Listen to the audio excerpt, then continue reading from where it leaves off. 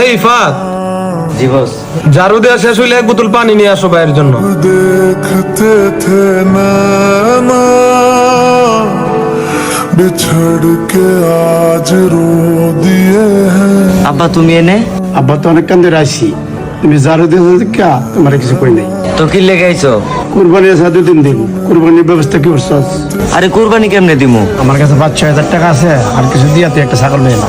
একটা ছাগল কিনতে হইলেও তো 16-17 হাজার টাকা লাগবে। 5-6 হাজার টাকা দিয়ে কি আর ছাগল কিনা যাইবো? তাইলে এই বছর কুরবানি দিতাম না বাবা, থাক বাবা থাক।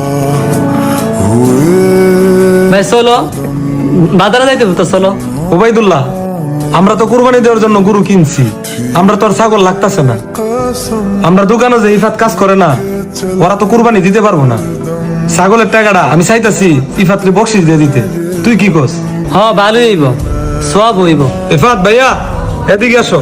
जो खिड़कियों ঈদের তো আর 2-1 দিন বাকি আছে, কিনাকাটা কেমনে কি করলাতে? এই ধরো, এটা তোমার ঈদের বকশিস। ভাই এত টাকা? কুরবানি ঈদে তো এত টাকা বকশিস দেয় না। আরে দেই, বেতন আর বোনাস একসাথে। ভাই একটা কথা কই, আপনি যদি বেতন আর বোনাস না দিতেন আমরা কুরবানি দিতে পারতাম না।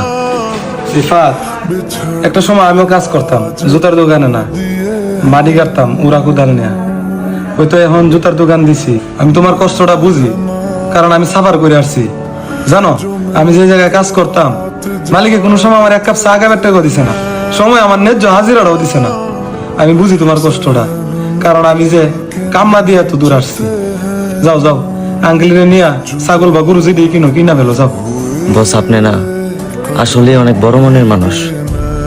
আমরা জানি কোরবান মানি ত্যাগ। আপনার একটু ত্যাগের জন্য যদি একটা পরিবারের মুখে হাসি ফোটে, তাহলে করুন না একটু ত্যাগ।